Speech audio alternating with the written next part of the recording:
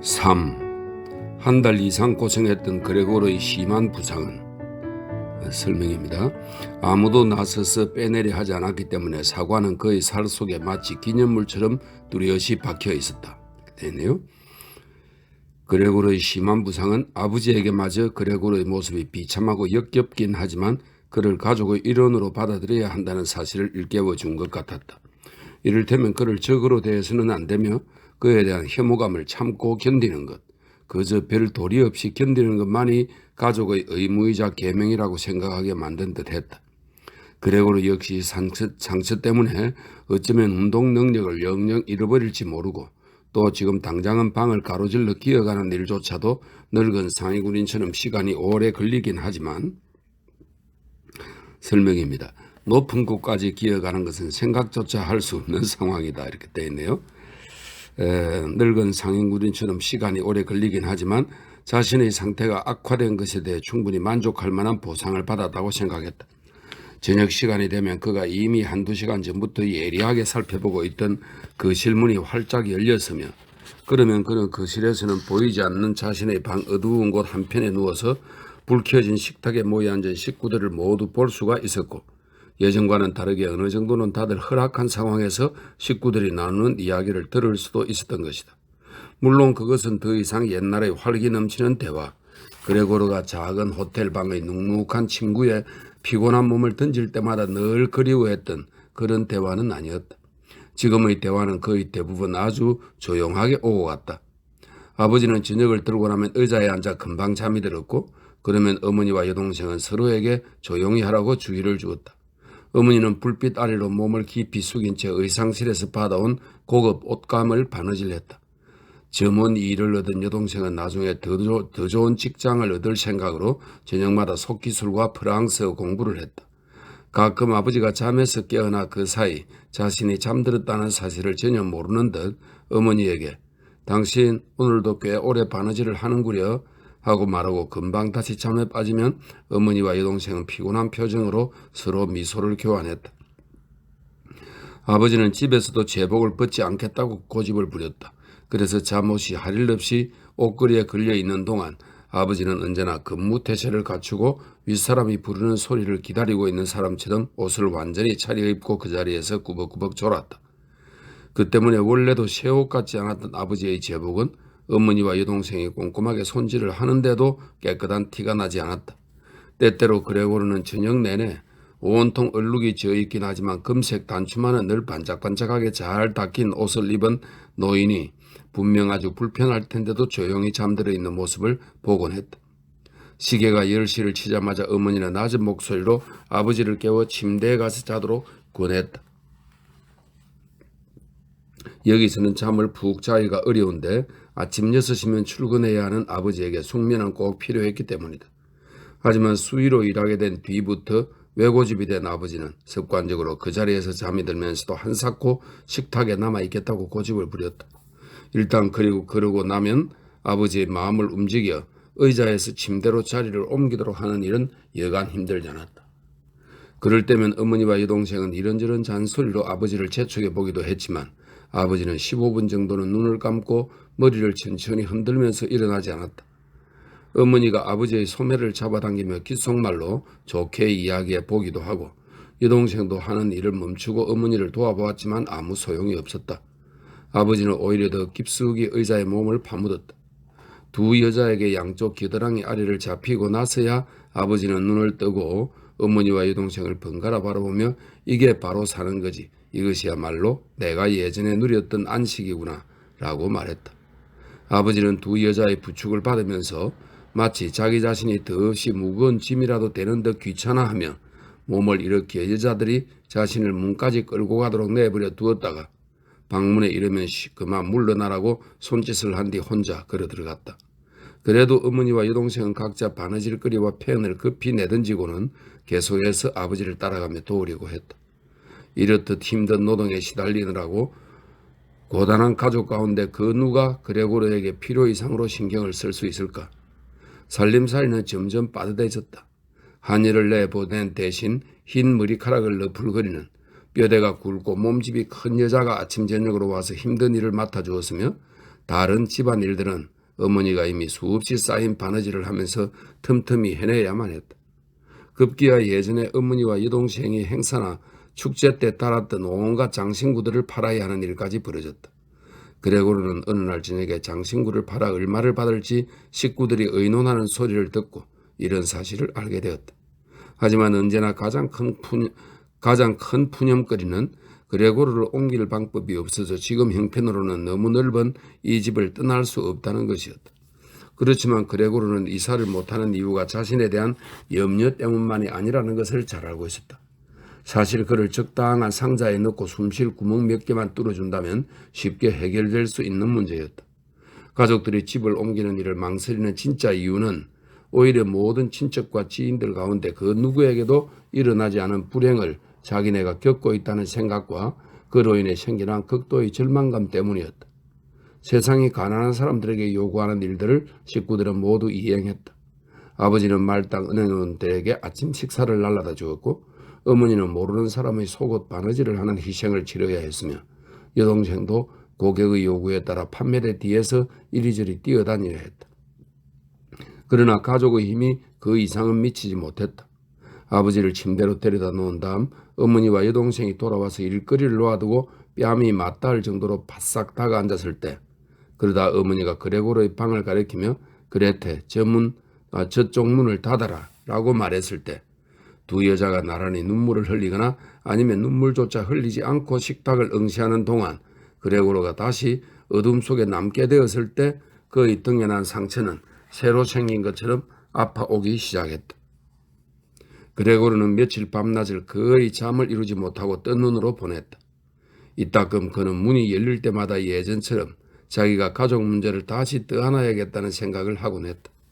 그의 머릿속에 사장과 지배인, 점원과 수습사원, 아둔하기 그지없는 심부름꾼, 다른 회사에서 일하는 친구 2명, 작은 시골 호텔의 하녀, 스치듯 지나가는 사랑스러운 추억, 그가 진지하게 그러나 너무 늦게 구원한 적이 있는 모자가게의 여자 격리사원이 떠올랐다. 이들 모두는 낯선 사람들 그리고 이미 잊어버린 사람들과 뒤섞여 나타났다. 하지만 그들은 모두 자신과 가족을 도와주기보다는 오히려 가까이 하기조차 어려운 사람들인지라 이들이 머릿속에서 사라지면 그는 기분이 좋아졌다. 그러고 나면 다시 가족을 걱정하고 싶은 기분은 사라지고 가족들이 자신을 제대로 챙겨주지 않는 데 대한 분노만 가득하게 되었다.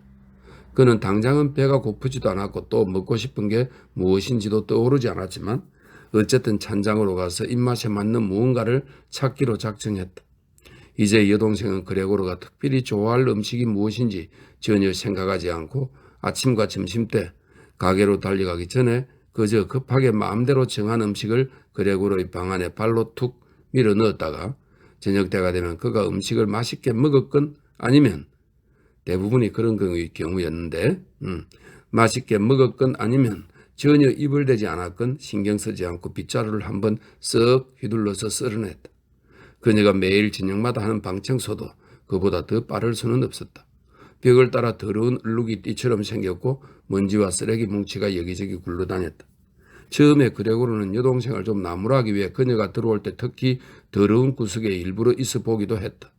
하지만 몇 주일간은 그 자리에 꼼짝하지 않고 있어 봐도 여동생의 태도는 바뀔 것 같지 않았다. 그녀 역시 그레고르와 똑같이 더러운 것을 보긴 했지만 그냥 내버려 두기로 마음먹었기 때문이었다. 물론 무엇보다 가족 전체가 예민한 상태였지만 그녀는 그레고르의 방 청소를 혼자 도맡는 일에 유독 신경을 곤두세웠다. 한 번은 어머니가 그레고르의 방을 대대적으로 청소한 적이 있었다. 대야에 물을 받아 몇 번이나 끼얹고 나서야 마칠 수 있었던 대청소였는데 하지만 물기가 너무 많아 그레고르는 기분이 상했고 씁쓸한 마음에 꼼짝도 하지 않고 소파에 퍼져 누워 있었다. 어머니는 이 일 때문에 큰 곤욕을 치러야 했다. 저녁에 그레고르의 방에 생긴 변화를 눈치챈 여동생이 몹시 기분 나빠하며 거실로 뛰어들어오더니 어머니가 두 손을 들고 애원을 하는데도 몸부림치며 울음을 터뜨렸기 때문이다. 처음에 부모님은 놀라.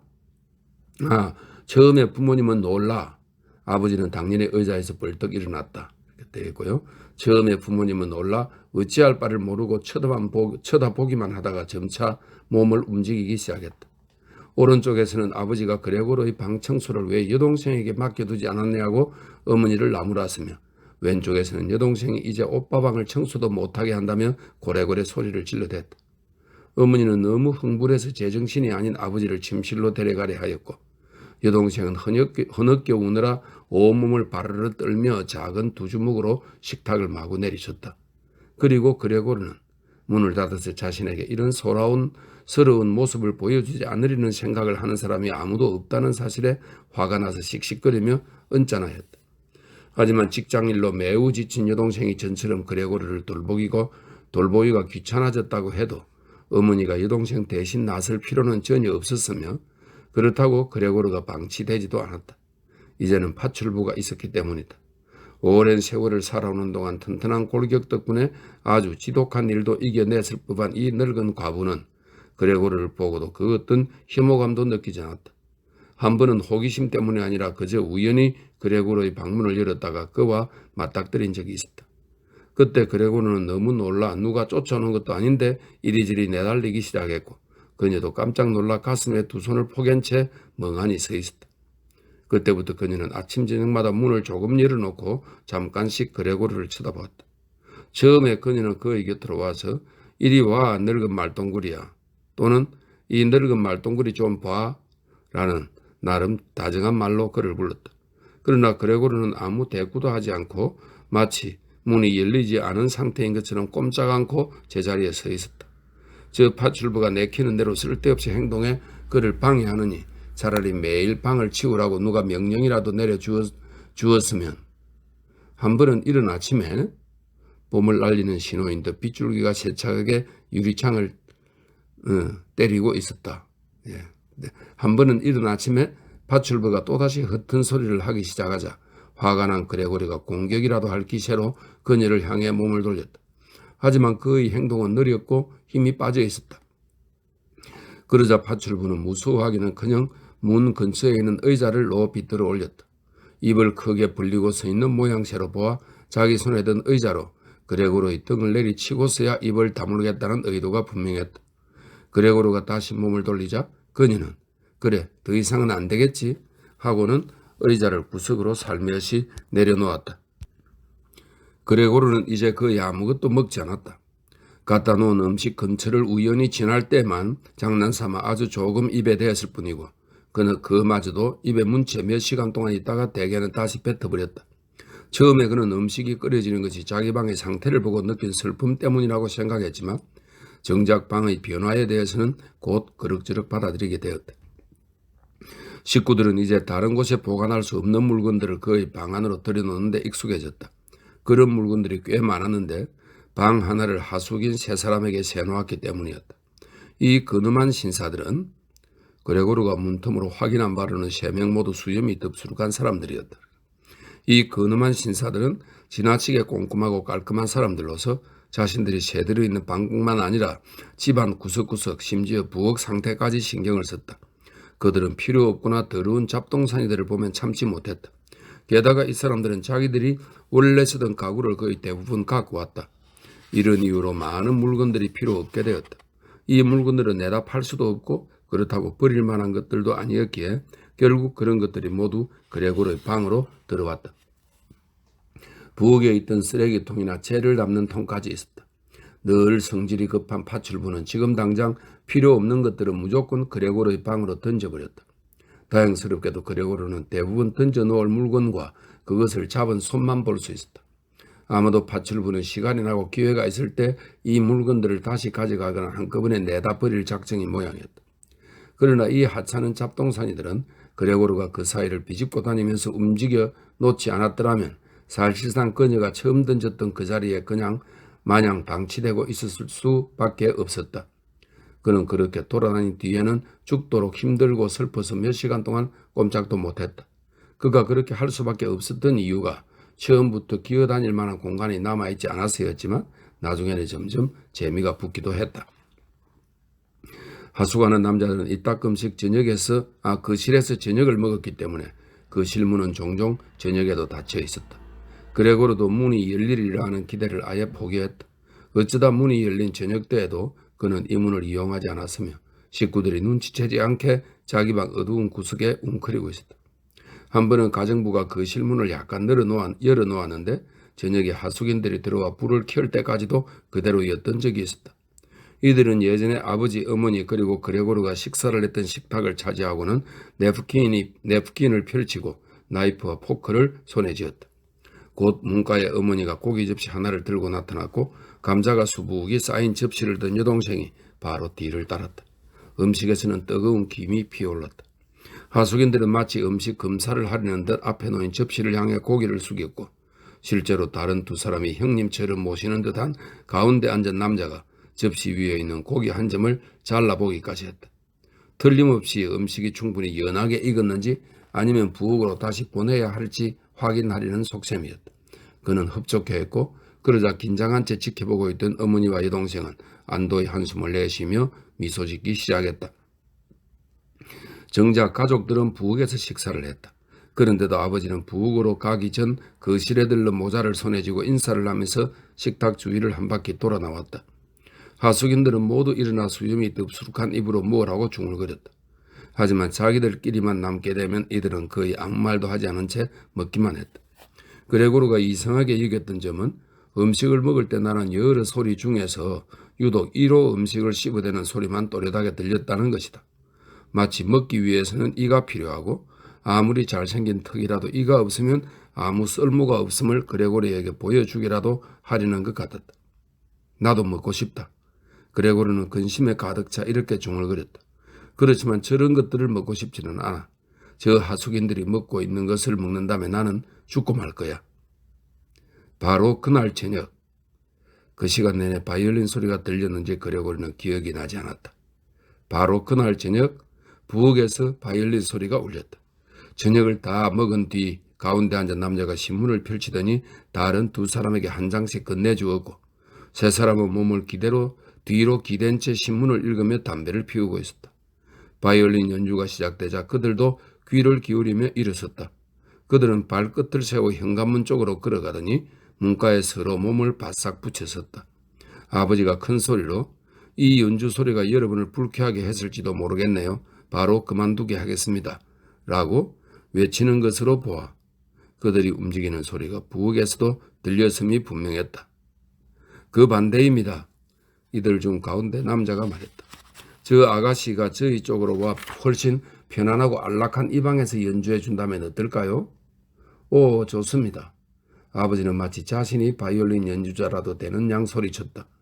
하숙인들은 방으로 돌아와 기다렸다. 곧 아버지는 악보 받침대를, 어머니는 악보를, 그리고 여동생은 바이올린을 들고 왔다. 여동생은 조용히 연주를 준비하고 있었으며 예전에 한 번도 쇠를 놓아본 적이 없어서 하숙인들에게 지나칠 정도로 공손하게 대하는 부모님은 감히 의자에도 앉지 못했다. 아버지는 앞을 단단히 여민 제복 상의의 두 단추 사이로 오른손을 찔러 넣고서는 문에 기대어 서 있었다. 그리고 어머니는 하숙인 한 명이 자리를 꺼내 앉기는 했으나 그가 무심코 놓은 의자를 그대로 두고 구석진 곳에 혼자 떨어져 앉았다. 여동생의 연주가 시작되었다. 아버지와 어머니는 각자 앉은 자리에서 열심히 연주하는 여동생의 손길을 쫓았다. 연주의 마음을 빼앗긴 그레고르는 점점 더 앞으로 나아가더니 어느덧 거실까지 머리를 내밀고 있었다. 최근 들어 그는 다른 사람을 신경 쓰지 않았고 그렇게 된 것에 대해 별로 놀라지도 않았다. 예전에 그는 남을 헤아릴 줄 아는 태도를 자랑스러워했었다. 게다가 바로 지금 그에게는 몸을 숨겨야 하는 이유가 아주 여러 가지였다. 그의 방에는 먼지가 도처에 깔려있어 조금만 움직여도 이리저리 날렸던 탓에 그의 몸도 온통 먼지를 뒤집어 쓰고 있었다.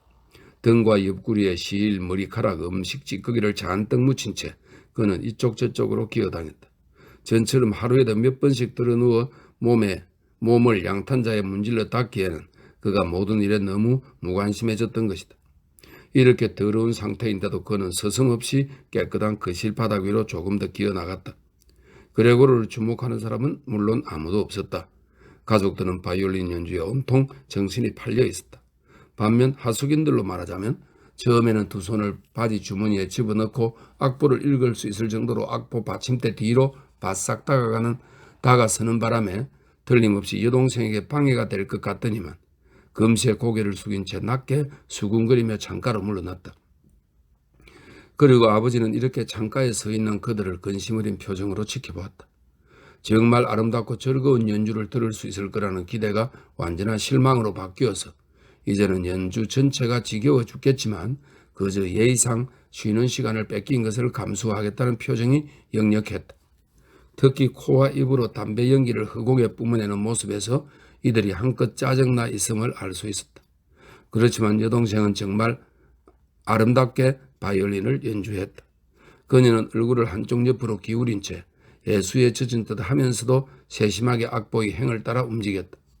그레고르는 약간 더 앞으로 나아가 그녀와 눈을 마주치기 위해 머리를 바닥에 바짝 붙였다. 이토록 음악에 사로잡혀 있는데도 그가 정말 동물이라는 말인가? 마치 너무나 갈구해왔던 미지의 음식으로 이어지는 길이 그의 앞에 나타난 것 같았다. 그는 여동생에게 달려가 치마를 당겨서 바이올린을 가지고 자기 방으로 오라는 암시를 주겠노라 결심했다. 여기서 자기만큼 이 연주를 제대로 감상해 줄 만한 사람이 없다는 생각이 들었기 때문이었다. 여동생이 와준다면 그는 적어도 자신이 살아있는 한 그녀를 자기 방에서 내보내지 않으리라 마음먹었다. 끔찍한 자신의 모습이 처음으로 쓸모있는 상황이 될 것이라 기대했다. 그는 자기 방의 모든 문을 동시에 지키고 서 있다가 공격하는 자들에게 덤벼들 작정이었다. 하지만 여동생이 억지로가 아닌 순전히 자발적으로 곁에 머물러 주었으면 했다. 그는 여동생이 자기 옆 의자에 앉아 자신의 말에 귀를 기울이면 그녀에게 속마음을 털어놓을 생각이었다. 자신은 여동생을 음악학교에 보내겠다는 결심이 확고했으며 그 사이 불상사가 터지지만 않았더라도 지난 크리스마스에, 아마 크리스마스는 벌써 지나가 버렸겠지? 지난 크리스마스에 그 어떤 반대라도 감수하고 이 계획을 모든 가족에게 알렸을 것이라는 사실 말이다. 그의 이런 속마음을 알고 나면 여동생은 아마 감동에 겨워 눈물을 터뜨릴 테고 그러면 그레고리는 그녀의 어깨까지 몸을 세워 그녀의 목에 입을 맞출 것이다. 가게에 나가면서부터 여동생은 리본이나 칼날을 매지 않고 맨살을 그대로 드러내놓고 다녔다. 잠자시 가운데 남자가 아버지에게 이렇게 소리치더니 그 이상은 말문이 막히는지 집게 손가락을 뻗어 앞쪽으로 천천히 움직이고 있는 그레고리를 가리켰다. 바이올린 연주가 멈추었고 가운데 남자가 먼저 고개를 흔들며 자기 친구들을 보고 웃더니 다시 그레고리를 바라보았다. 아버지는 그레고리를 쫓아버리는 것보다 일단 하숙인들을 진정시키는 일이 급선무라고 생각한 모양이었다. 하지만 이 사람들은 전혀 흥분하지 않았고 바이올린 연주보다 그레고리의 존재가 훨씬 더 흥미진진하다고 여긴 듯했다. 그런데도 아버지는 하숙인들에게 달려가 두 팔을 벌린 채 방 안으로 들어가라고 재촉하면서 동시에 머리로 그레고리를 향한 그들의 시선을 막아보려 했다. 하지만 이들은 이제 정말로 살짝 화가 나 있었는데 그것이 아버지의 행동 때문인지 아니면 옆방에 그레고리와 같은 이웃이 살고 있었다는 사실을 이제야 알게 되었기 때문인지는 분명치 않았다. 이들은 아버지에게 해명을 요구했고 나름 불안했는지 수염을 살짝 잡아당기며 천천히 방으로 다가갔다. 그 사이 여동생은 갑작스럽게 중단된 연주 때문에 망연자실해 있다가 다시 정신을 차렸다. 그녀는 잠시 맥 빠진 채 늘어져 있던 손으로 바이올린과 활을 잡더니 마치 여전히 연주를 하고 있다는 듯 계속 악보를 바라보다가 돌연 정신을 차리고는 호흡곤란으로 헐떡이며 의자에 앉아있는 어머니의 무릎에 악기를 내려놓고 옆방으로 서둘러 달려갔다. 하숙인들도 아버지의 재촉에 아까보다 더 빨리 그 방으로 돌아가는 중이었다. 여동생이 익숙한 손길로 침대에 있는 이불과 베개를 높이 들어 휙휙 털어내고 착착 정돈하는 모습이 보였다. 하숙인들이 방에 도달하기 전에 그녀는 잠자리 정돈을 마치고 조용히 밖으로 나왔다. 아버지는 또다시 외고집을 부리느라 세입자들에게 마땅히 보여야 할 최소한의 존중 따위는 깡그리 잊고 있는 것 같았다. 결국 방문에 다다른 하숙인 중 가운데 사람이 발을 크게 굴러서 계속해서 밀어붙이는 아버지를 멈춰 세웠다. 여기서 분명히 밝히고자 합니다. 그는 손을 쳐들면서 눈으로 어머니와 여동생을 찾았다. 나는 이 집과 이 가족에게 가득 차있는 몹시도 불쾌한 상황을 고려하여 이쯤에서 그는 비장하게 바닥에 침을 뱉었다. 즉각 내 방의 계약을 해지하겠소. 물론 내가 여기 머문 기간 동안의 방세는 한 푼도 내지 않을 것이며 오히려 이유가 충분하기에 당신에게 내 말을 명심해야 할 겁니다. 배상 청구를 어떻게 할지 좀 더 생각해 봐야겠어. 그는 마치 무엇인가를 기다리듯 입을 다물고 앞만 똑바로 쳐다보았다. 아니나 다를까 양옆의 두 친구도 즉각 이런 말을 하며 끼어들었다. 우리도 당장 방을 빼겠어. 그러자 그는 문고리를 잡고 문을 쾅 닫았다. 아버지는 손으로 주변을 더듬으며 비틀비틀 걸어가더니 자기 의자에 털썩 주저앉았다. 늘 하던 대로 저녁잠을 자느라 몸을 늘어뜨리고 있는 모습이었으나 머리를 제대로 가누지 못하고 끄덕끄덕하는 것이 그가 전혀 잠들지 않았음을 알 수 있었다. 그레고르는 하숙인들에게 들켰던 그 자리에 내내 그대로 있었다. 계획이 실패로 돌아갔다는 실망감에다 어쩌면 너무 굶어 몸이 약해진 탓에 몸을 움직일 수 없었던 것이다. 다음 순간 가족들이 불만이 폭발하여 자신에게 거대한 파국이 닥쳐오리라 확신하며 그 순간을 두려움 속에 기다리고 있었다. 바이올린이 어머니의 떨리는 손가락 아래로 빠져나와 무릎에서 떨어지며 소리를 냈지만 그는 놀라지 않았다. 엄마, 아빠, 여동생은 말의 시작을 알리려는 듯 손으로 식탁을 내리쳤다. 더 이상은 이렇게 못 살겠어요. 엄마, 아빠는 아마 잘 모르겠지만 전 알겠어요. 전 이 괴물 앞에서 오빠라는 이름을 부르고 싶지 않아요. 다만 말하고 싶은 건 우리가 저것에게서 벗어나야 한다는 거예요. 우리는 저것을 돌봐주고 참아내기 위해 사람의 힘으로 할 수 있는 노력은 다 했어요. 그러니 우리에게 조금이라도 비난을 퍼부을 사람은 아무도 없을 거예요. 저 아이 말이 100번 1000번 오라. 아버지는 이렇게 혼자 말을 했다. 여전히 숨을 제대로 쉬지 못하고 있던 어머니는 눈빛이 조금 이상해지더니 손으로 입을 막고 소리 죽여 기침을 하기 시작했다. 여동생이 얼른 어머니에게로 달려가 이 말을 받쳐주었다. 여동생의 말을 듣고 아버지는 생각이 좀 더 분명해진 듯 했다. 그는 자세를 바로 하고 앉더니 하숙인들의 저녁 식탁 위에 아직 그대로 놓여있던 접시들 사이에서 모자를 만지작거리면서 이따금씩 그 자리에 꼼짝 않고 머물러 있는 그레고르를 쳐다보았다. 우리는 저것에서 벗어나야 해요.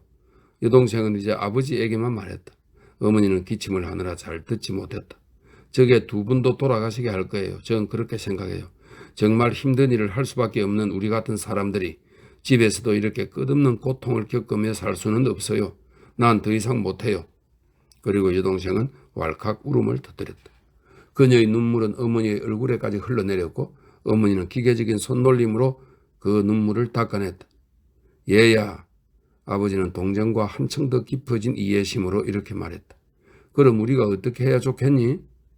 여동생은 조금 전에 확고한 태도와는 반대로 우는 동안 어찌할 바 모를 당혹감에 빠졌다는 표시로 어깨만 으쓱해 보였다. 만일 그레고르가 우리 말을 알아듣는다면 아버지는 반쯤은 물어보는 듯한 어조로 말했으나 여동생은 그런 일은 생각할 수도 없다는 듯 울다 말고 격렬하게 손을 내저었다. 그레고르가 우리 말을 알아듣는다면 말이다. 아버지도 같은 말을 되풀이하더니 눈을 질끈 감아 그런 일은 불가능하다는 여동생의 확신을 받아들였다. 그렇다면 어쩌면 그 애와 의논이라도 해볼 수 있을 텐데 하지만 저렇게 쫓아버려야 해요. 여동생이 소리를 질렀다. 그렇게 하는 수밖에 없어요. 아버지도 저게 그레고르 오빠라는 생각을 버리셔야 해요. 우리가 그토록 오랫동안 저걸 오빠라고 생각해 왔다는 것. 그것이야말로 진짜 우리의 불행이에요. 어떻게 저것이 그레고르 오빠가 될 수 있어요? 저게 진짜 그레고르 오빠라면 우리가 자기 같은 동물과는 함께 살 수 없다는 것쯤은 벌써 알아차리고 제발로 집을 나갔을 거예요. 그러면 오빠는 이렇을 망정 살아가면서 오빠에 대한 기억은 계속 명예롭게 간직할 수 있었을 거예요. 그런데 저 짐승은 우리에게 짐을 지우고 하숙인을 내쫓고 나중에는 틀림없이 집을 송두리째 차지하고서 우리를 골목에서 노숙하는 신세로 만들 거예요. 자, 보세요, 아버지. 그녀는 갑자기 소리쳤다. 또 시작이에요. 여동생은 그레고르로서는 전혀 이해할 수 없는 공포심에 사로잡혀서는 부축하고 있는 어머니마저 놓아버렸다. 그레고르와 가까이 있는 것보다 어머니를 희생시키는 편이 더 낫다고 생각했는지 황급히 어머니가 앉아있던 의자에서 물러나 아버지 뒤로 도망간 것이다. 여동생의 이런 행동만으로도 한껏 흥분한 아버지 역시 자리에서 벌떡 일어나더니 여동생을 보호하려는 듯 그녀를 향해 두 팔을 반쯤 쳐들었다. 그렇지만 그레고르는 그 누군가를 더구나 여동생을 불안하게 만들 생각은 전혀 없었다. 그저 방으로 돌아가려고 자신의 몸을 돌리기 시작한 것뿐이었다. 그 동작이 좀 눈에 띄긴 했다. 다친 상태에서 아픈 몸을 돌리는 것이 어렵다 보니 머리의 힘까지 빌려야 했고 그러다 보니 고개를 쳐들었다가 바닥에 부딪히는 일이 여러 차례 반복되었던 것이다. 그는 동작을 멈추고 주위를 둘러보았다. 그의 선의를 가족들이 알아차리긴 한 것 같았다. 조금 전에는 그저 순간적으로 놀란 것뿐이었다. 이제 가족들은 아무 말도 없이 슬픈 표정으로 그를 바라보았다. 두 다리를 쭉 뻗어 서로 겹쳐놓은 채 의자에 누운 어머니는 피곤함에 지쳐 두 눈을 거의 다 감아버렸고, 아버지와 나란히 앉은 여동생은 두 손으로 아버지의 목을 감고 있었다. 이제 몸을 돌려도 되겠지. 그레고르는 이렇게 생각하고 하던 일을 다시 시작했다. 너무 힘들어서 헐떡대는 것을 억누를 수 없었기 때문에 이따금씩 쉬어야 했다. 아무튼 그를 몰아대는 사람도 없었고 모든 일은 그레고르 자신에게 달려 있었다. 몸 돌리는 일을 다 마치자마자 그는 왔던 길을 되돌아가기 시작했다. 자기 방이 그토록 멀리 있다는 게 놀라웠고, 조금 전에는 어떻게 이런 사실을 전혀 깨닫지 못하고 허약한 몸을 이끌고 이 길을 왔는지 도무지 이해할 수 없었다. 줄곧 빨리 기어야 한다는 생각에만 사로잡혀 그는 지금 가족들이 어떤 말이나 소리로도 자신을 방해하지 않고 있다는 사실을 전혀 깨닫지 못했다. 문에 이르렀어야 겨우 그는 고개를 돌렸다. 목이 뻣뻣한 느낌이 들어서 완전히 다 돌릴 수는 없었다. 어쨌든 그는 여동생만 일어섰을 뿐 자기 뒤에서 변한 것이 없음을 알았다. 그의 마지막 눈길은 이제 완전히 잠든 어머니를 스쳐갔다. 그가 방으로 들어가기 무섭게 문이 닫히더니 빗장이 단단히 걸렸다. 뒤에서 난 갑작스러운 소음에 너무나 놀라서 그레고르의 작은 다리들이 힘이 풀려 꺾이고 말았다. 그렇게 서둘러 문을 닫은 사람은 여동생이었다. 진작부터 그곳에 똑바로 서서 기다리고 있다가 재빨리 앞으로 튀어나왔기 때문에 그레고르는 그녀가 오는 소리를 듣지 못했다. 자물쇠에 꽂은 열쇠를 돌리며 그녀는 드디어 됐어요 하고 부모를 향해 외쳤다. 그럼 이제 어쩌지? 그레고르는 스스로에게 이렇게 묻고 어둠 속을 둘러보았다. 곧 그는 자신이 미동도 할 수 없게 되었다는 사실을 깨달았다. 하지만 그것이 놀랍지 않았으며 사실 지금까지 자신이 이렇게 가는 다리로 계속 돌아다닐 수 있었다는 것이 오히려 이상하게 느껴졌다. 게다가 기분도 비교적 괜찮은 편이었다. 온몸이 아프긴 했지만 통증이 차츰 약해지면서 마침내는 완전히 사라질 것 같았다. 등에 사고가 박혀 썩어가고 있다는 것과 그 주변에 퍼진 염증 부위가 부드러운 먼지로 덮여 있다는 사실조차도 거의 느끼지 못했다. 그는 감동과 사랑의 마음으로 가족을 회상했다. 그가 사라져 주어야 한다는 생각은 아마 여동생보다 그 자신이 더 단호했을 것이다. 시계탑의 시계가 새벽 3시를 칠 때까지 그는 공허하고 평화로운 사색의 상태에 빠져 있었다. 창밖으로 날이 밝아오기 시작하는 것도 보았다. 그리고 자신도 모르게 머리가 아래로 푹 떨어졌고 콧구멍에서는 마지막 숨이 약하게 새어나왔다. 아침 일찍 파출부가 와서 그녀가 온 뒤로 이미 여러 번 그러지 말라고 신신당부했지만 워낙 힘이 넘치고 성격이 급했던 그녀는 가족들이 더 이상 잠을 이룰 수 없을 정도로 큰 소리를 내며 문이란 문은 죄다 닫고 다녔다. 아침 일찍 파출부가 와서 보통 때처럼 그레고르의 방에 잠깐 들렀지만 처음에는 별다른 낌새를 눈치채지 못했다. 파출부는 그레고르가 일부러 꼼짝 않고 누워서 기분 상한 척을 하는 중이라고 여겼다. 그녀는 그의 지능이 모든 것을 완벽히 이해할 수준이라고 믿고 있었기 때문이다. 그녀는 문가에 서서 마침 손에 들고 있던 긴 빗자루로 그레고르를 간절히 보았다. 그에게서 아무런 반응이 없자 화가 치민 파출부는 그를 약간 찔러보았고, 그런데도 그가 아무 저항도 하지 않고 자리에서 그대로 밀려나가자 비로소 주의 깊게 살펴보게 되었다. 사태의 진상이 파악되자마자 그녀는 눈을 크게 뜨니 휘파람을 불었다. 그녀는 그 자리에 오래 머무르지 않고 잠자 부부의 침실문을 활짝 열어젖히며 컴컴한 방 안에다 대고 큰 소리로 외쳤다. 여기 보세요. 그게 뻗었어요. 그게 저기 자빠져서 완전히 죽었다니까요. 잠자 부부는 침대에서 일어나 앉았다. 그들은 파출부의 말이 무슨 뜻인지를 파악하기 전에 그녀 때문에 놀란 가슴부터 쓸어내려야 했다. 그러나 부부는 곧장 각자 누운 자리에서 황급히 뛰쳐나왔다. 잠자씨는 이불을 어깨에 두르고 잠자 부인은 잠옷 차림으로 뛰쳐나와서는 곧바로 그레고르의 방으로 갔다. 그 사이에 거실 문도 열렸는데 하숙인들을 받고 난 다음부터 그레테가 잠을 자는 곳이었다. 옷을 다 갖추어 입었고 안색이 창백한 것으로 보아 그녀는 간밤에 잠을 전혀 이루지 못한 모양이었다. 죽었다고요? 잠자 부인이 이렇게 말하고는 질문을 하듯 파출부를 쳐다보았다. 하지만 그녀가 직접 모든 것을 확인할 수 있었고 또 굳이 확인하지 않아도 알 수 있는 일이었다. 제가 보기엔 그래요. 파출부는 이렇게 말하며 그 증거로 그레고로의 시신을 빗자루로 밀어 좀 더 옆으로 보냈다. 잠자 부인은 빗자루를 막으려는 듯한 동작을 취했지만 실제로 그렇게 하지는 않았다. 자, 잠자씨가 이렇게 말했다. 이제 하나님께 감사할 수 있겠어. 그는 성호를 그었고 세 여자도 따라했다. 시신에서 눈을 떼고 있지 않고 있던 그레테가 말했다. 보세요. 오빠가 어쩌면 저렇게 말랐을까요? 너무 오랫동안 아무것도 먹지 않았잖아요. 음식을 들여다 놔도 그대로 다시 나왔거든요. 실제로 그레고로의 몸은 바싹 말라 납작했다. 사람들은 이제야 그것을 알게 되었다. 다리들이 더 이상 그의 몸을 받쳐주지 못했고 그 외에는 식구들의 시선을 끌만한 일도 없었기 때문이었다. 그레테, 잠깐 우리 방으로 오렴. 잠자 부인이 애처로운 미소를 지으며 말하자 그레테는 여전히 시체 쪽에서 눈을 떼지 못하며 부모 뒤를 따라 침실로 들어갔다. 파출부는 문을 닫고 창문을 활짝 열었다. 이른 아침인데도 신선한 공기에는 벌써 포근한 기운이 뒤섞여 있었다. 이제 벌써 3월 말이었다. 새 하숙인들은 그들 방에서 나와 놀란 기색을 하며 아침 식사를 찾아 두리번거렸다. 모두가 그들의 존재를 까맣게 잊고 있었다. 아침은 어디 있지요? 하숙인 중 가운데 남자가 투덜거리며 묻자 파출부는 손가락을 입에 대고는 그들에게 그레고로의 방으로 들어가 보라고 말없이 손질했다. 그들은 순순히 들어와 낡은 겉옷 주머니에 손을 찔러 넣은 채 어느덧 완전히 밝아진 방 안에서 그레고로의 시신을 둘러싸고 섰다. 그때 침실문이 열리더니 제복을 입은 잠자씨가 한쪽 팔에는 부인을 다른 한쪽 팔에는 딸을 대동하고 나타났다. 세 사람 모두 조금 운 것 같았다. 그레테는 이따금 아버지의 팔에 얼굴을 파묻었다. 당장 우리 집에서 나가주시오. 잠자씨는 이렇게 말하며 여전히 두 여자를 떼어놓지 않은 채 현관문을 가리켰다. 무슨 말씀인지요? 가운데 남자가 약간 당황스러운 눈빛으로 이렇게 묻고는 가볍게 웃어 보였다. 다른 두 남자는 뒷짐을 진 두 손을 쉴 새 없이 비벼대고 있었다. 그들은 결국 자기들에게 유리하게 끝날 큰 싸움을 즐거운 마음으로 기다리고 있는 것 같았다. 내가 말한 그대로요.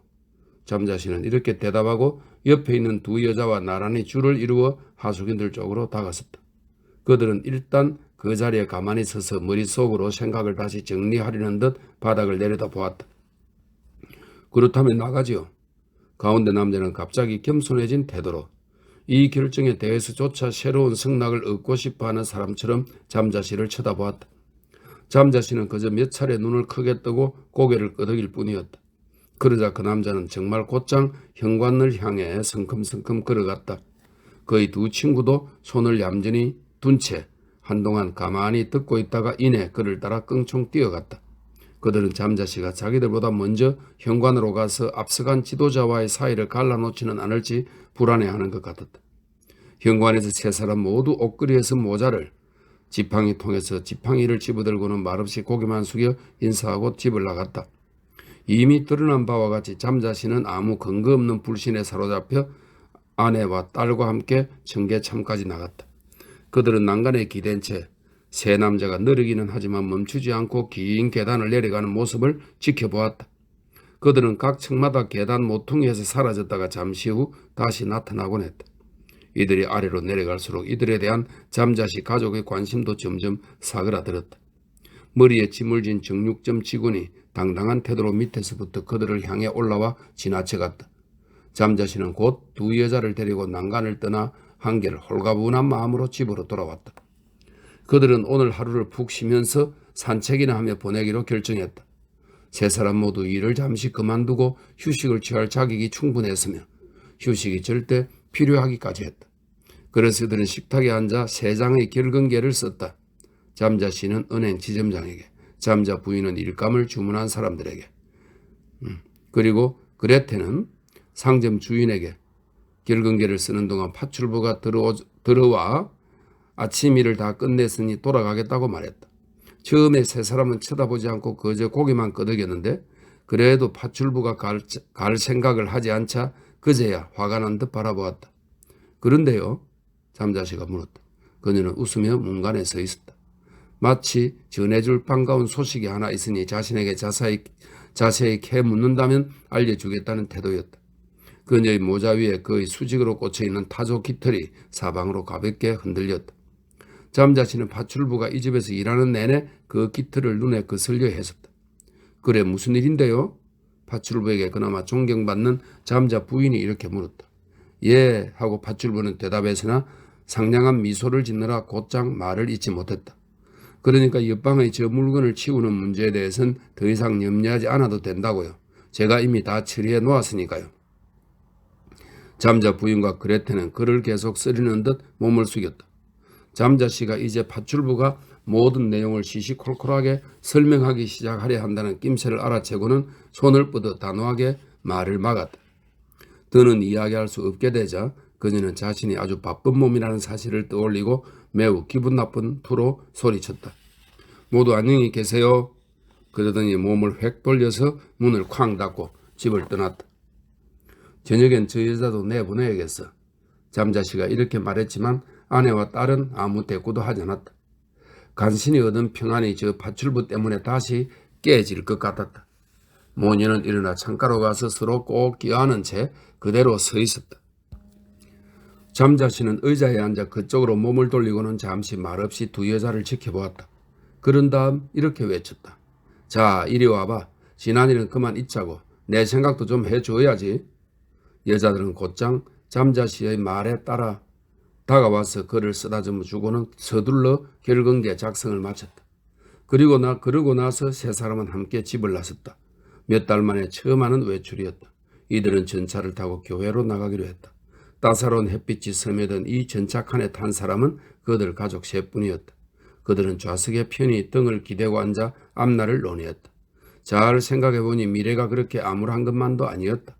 지금까지 서로 자세히 물어본 적이 없었지만 세 사람 모두 괜찮은 일자리를 얻은 데다 특히 전망이 아주 밝았기 때문이었다. 지금 당장 살림살이가 나아질 수 있는 가장 좋은 방법은 당연히 집을 팔고 이사를 하는 일일 것이다. 그들은 그레고르가 얻은 지금 집보다 더 작고 저렴하더라도 위치가 좋고 무엇보다 실용적인 집을 얻고자 했다. 이런 이야기를 나누는 동안 잠자씨 부부는 점점 더 생기가 도는 딸을 보면서 딸이 최근에 볼이 창백해질 정도로 걱정거리가 많았음에도 아름답고 풍만한 처녀로 피어나고 있음을 거의 동시에 느꼈다. 점점 말이 없이 거의 무의식적인 눈빛으로 서로 대화를 나누면서 부부는 이제 딸에게 반듯한 신랑감을 찾아주어야 할 때가 되었다고 생각했다. 그리고 목적지에 이르러 딸이 제일 먼저 일어나 젊은 몸을 쭉 뻗어 기지개를 켰을 때 그들에게는 그 모습이 마치 자신들의 새로운 꿈과 훌륭한 계획을 승인해 주는 것처럼 여겨졌다. 네, 다 읽었습니다. 정말 참 특이한 소설이네요.